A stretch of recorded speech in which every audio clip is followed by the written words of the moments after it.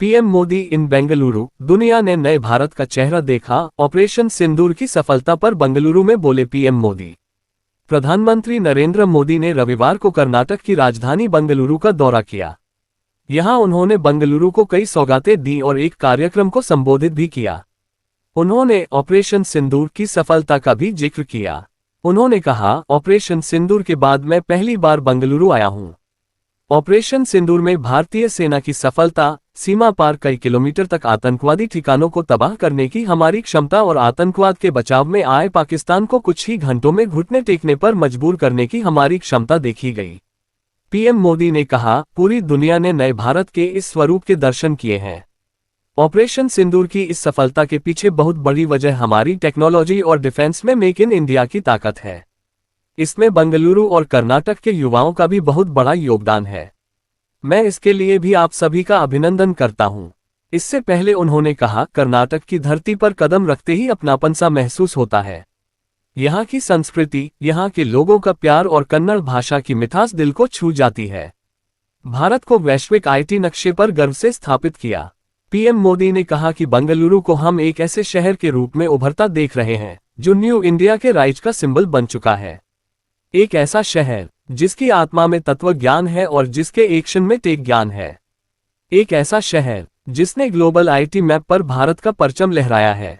हम बेंगलुरु को नए भारत के उदय का एक सच्चा प्रतीक बनते हुए देख रहे हैं। एक ऐसा शहर जिसने भारत को वैश्विक आईटी नक्शे पर गर्व से स्थापित किया है। बेंगलुरु की उल्लेखनीय सफलता की कहानी के पीछे प्रेरक शक्ति इसके लोगों की असाधारण प्रतिभा और सरलता है। शीर्ष 3 अर्थव्यवस्थाओं में से एक बनने की ओर तेजी से बढ़ रहे प्रधानमंत्री मोदी ने कहा कि आज भारत दुनिया की सबसे तेजी से बढ़ती प्रमुख अर्थव्यवस्था है। पिछले 11 वर्षों में हमारी अर्थव्यवस्था 10वें स्थान से ऊपर उठकर शीर्ष 5 में पहुंच गई है।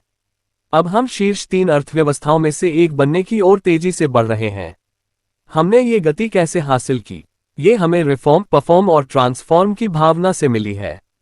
हमने ये गति नेक इरादों और ईमानदार प्रयासों से हासिल की है।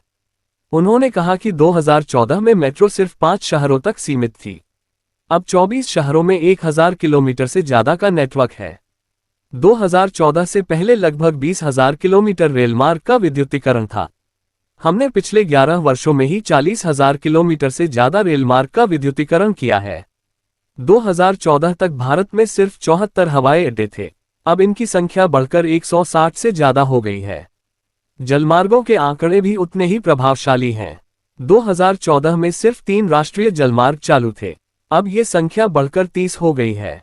डिजिटल क्रांति का लाभ समाज के प्रत्येक व्यक्ति तक पहुंचे। प्रधानमंत्री ने कहा, डिजिटल समाधानों की पहुंच गांव-गांव तक पहुंच गई है। दुनिया के 50% से ज्यादा रियल टाइम लेन देन भारत में यूपीआई के जरिए होते हैं। तकनीक की मदद से हम सरकार और नागरिकों के बीच की खाई को पाट रहे हैं। अब हम एआई संचालित खतरे का पता लगाने जैसी तकनीकों में भी निवेश कर रहे हैं।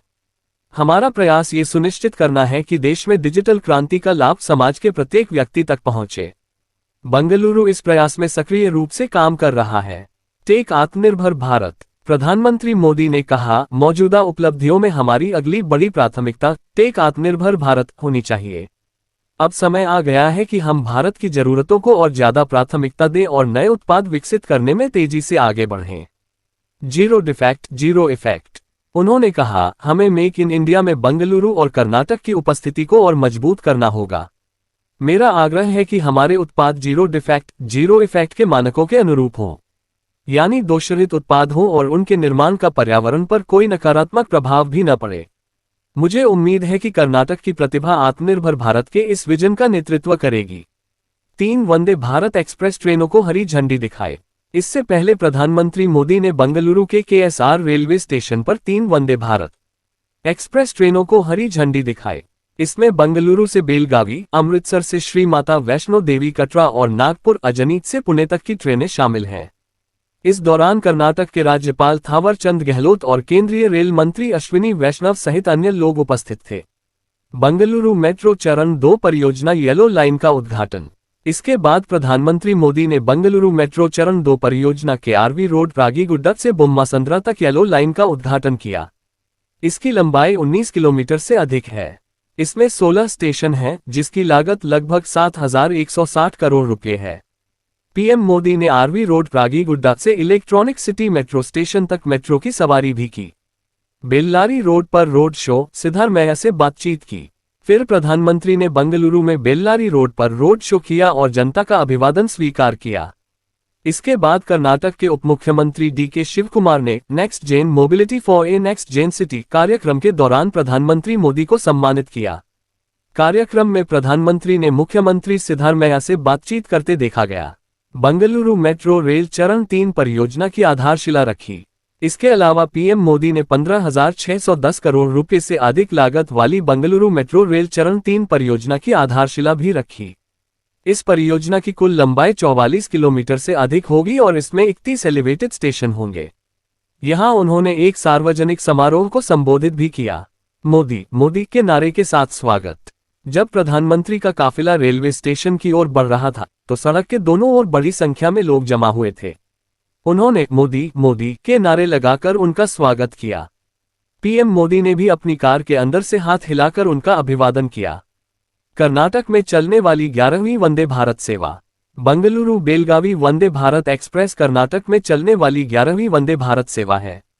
रेलवे अधिकारियों ने बताया कि 611 किलोमीटर की दूरी मात्र 8.5 घंटे में तय करते हुए यह इन दोनों शहरों के बीच सबसे तेज ट्रेन है।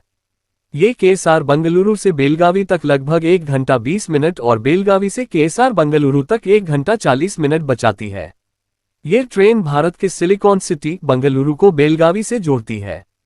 उद्घाटन के बाद एक विशेष उद्घाटन ट्रेन O6575 केएसआर बंगलुरु से बेलगावी के लिए चली। ये सुबह 11:15 बजे रवाना हुई और उसी दिन शाम 8 बजे बेलगावी पहुंचेगी।